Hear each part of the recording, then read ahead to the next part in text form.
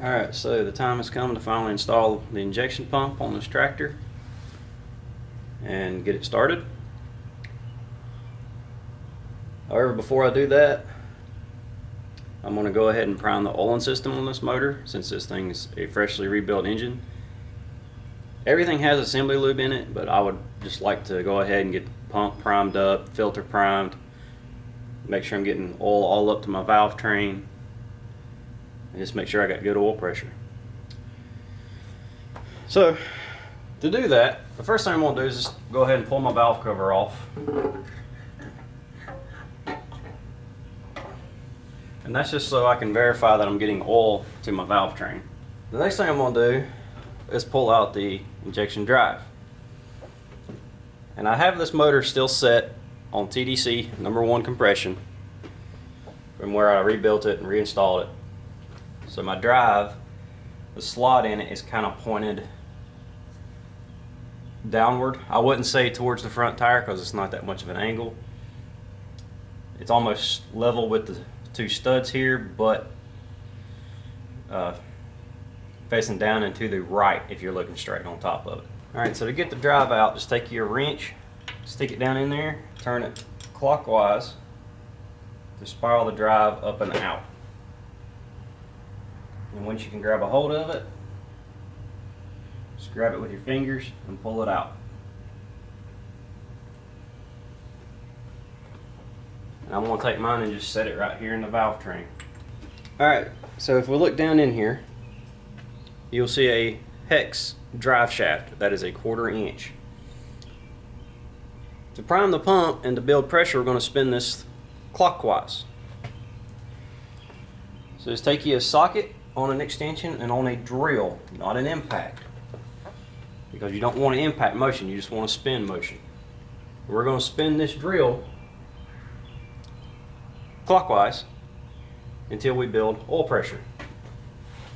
Then we'll watch our gauge to make sure we got pressure, and then we'll watch in our valve train and make sure we're seeing oil coming out.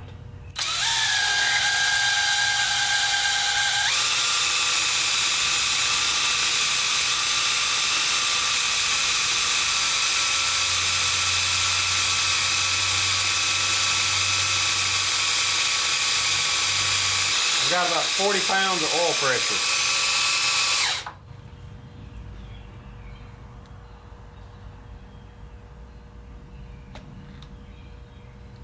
However, I do not have any on my valve train. I'm hoping that's just because the cam is blocking off some holes.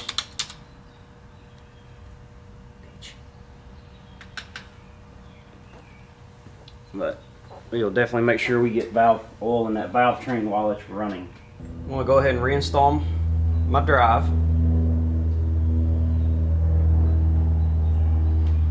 And remember, the larger radius is towards the center of the engine.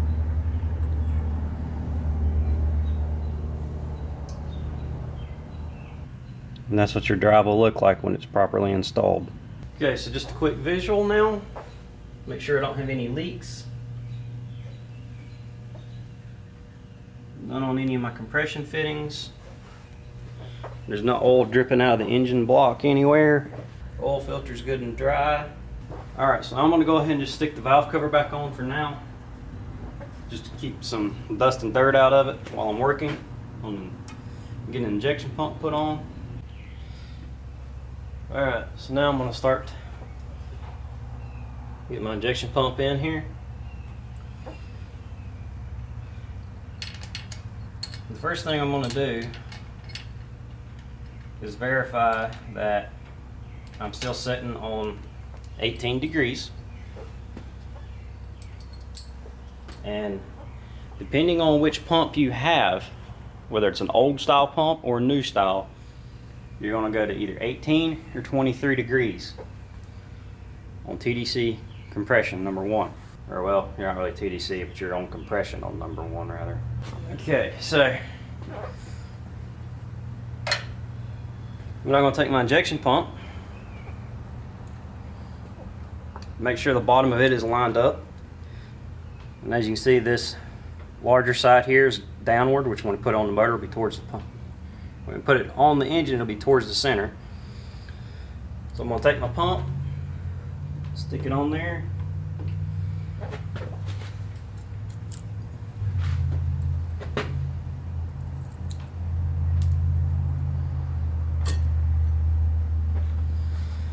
Get it to slot down. And I'm going to go ahead and hook the lines up, but I'm not going to tighten them down. So next in line is going to be these little washers. As you can see, this washer is kind of cut off. I know it's really hard to get the camera to cooperate here. So that washer's cut off right there, and it's beveled off. These washers are going to sit with that cut and bevel down and towards the pump.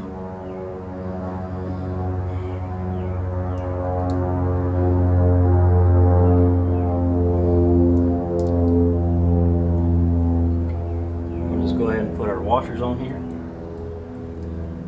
And there are no lock washers on it. Why, I do not know, but there's not. Okay, we'll get those a little finger tight.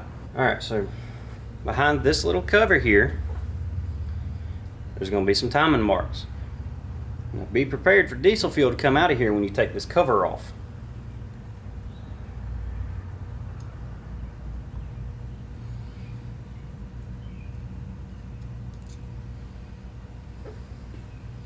Now, this is unfortunately going to be very hard to get on camera. The one timing mark you can see pretty easily. That mark is stationary in the pump. The other timing mark will rotate.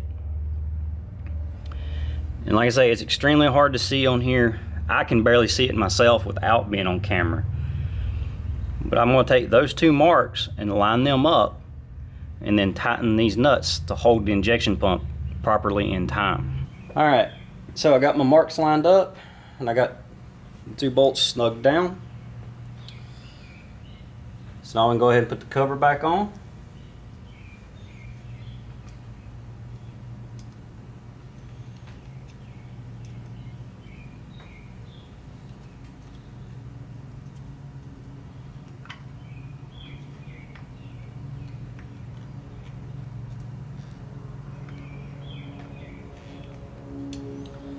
The pump is now installed and timed. I'll put a link in the description, probably a card at the end of the video if I can figure out how to do that, of another video that I made that kind of explains a little more in depth of how to install the pump, make sure your motor's in time. So the next thing I'm going to do is go ahead and get the fuel filter put in here. Alright, so fuel filter assembly. It's going to slide up in here. It'll be bolted to the side of the cylinder head.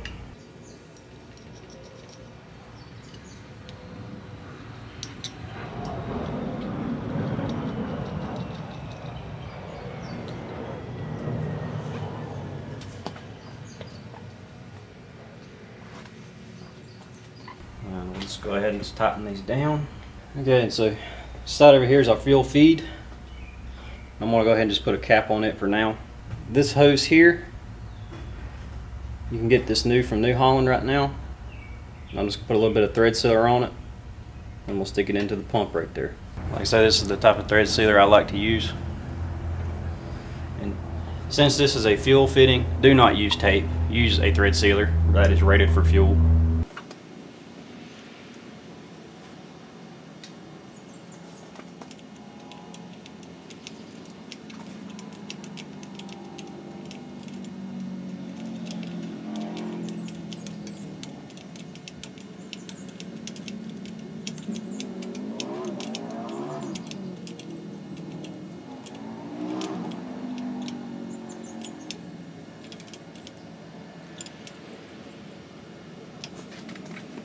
And just kind of wipe off the excess.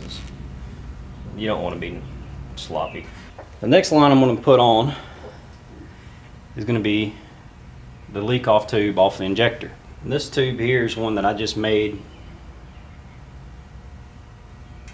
out of some copper tubing. Okay, well this line is going to install in here. I kind of messed up because these compression fitting nuts are a little too big to go in between this front tank bracket and the cylinder head. So I'm gonna have to loosen this tank bracket up enough to kind of slide it forward to get this to feed up through there. So I'll do all that real quick off camera, just to not bore you with having to go back and fix stuff. Alright, so I got that leak off line, ran behind front tank bracket. I'm just gonna stick it back onto 90-degree elbow. I'm gonna go ahead and get it tightened down. So there's the injection system installed, with the exception of the fuel tank. And of course, since I'm going to be pulling this valve cover off to adjust the valves, I'm going to have to rig up an auxiliary fuel tank before I can crank this tractor. And one thing I did not mention in this video, but I have in others, the fuel line right here, the injection pump leak off line, is no longer available from New Holland. So what I did was I found a rubber line that'll hook here and go over to the standpipe. And then this line here I just made myself.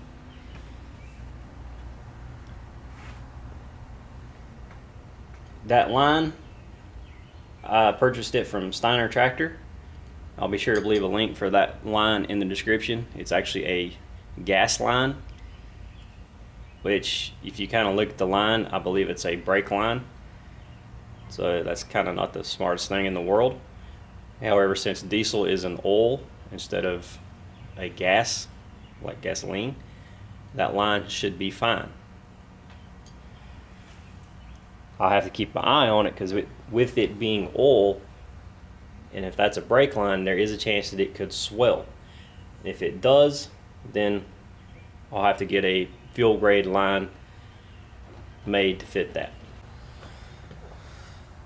Alright, and so the last piece to put on our injection system before we're ready to crank this tractor up is going to be the throttle link rod in between.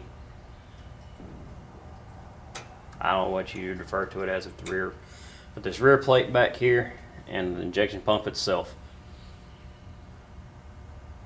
At the rear we have a little clip.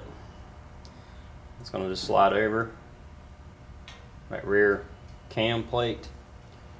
I guess that's what I'll refer to it as. That's a rear cam because that's kind of what it does. And then we'll slide this up.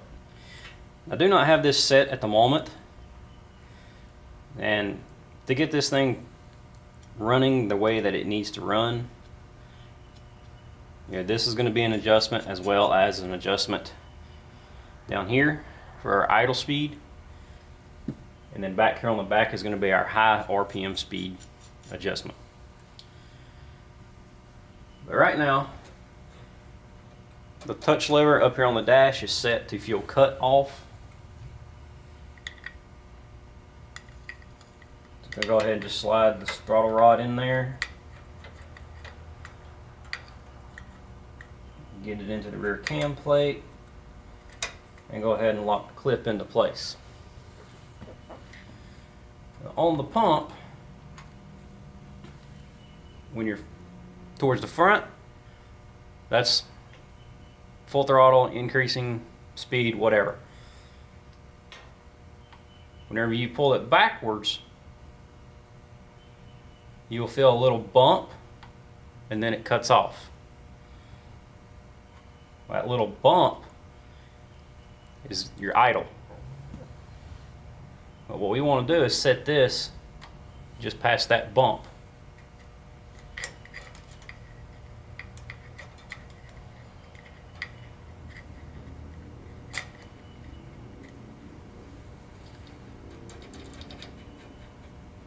And then we'll take our linkage rod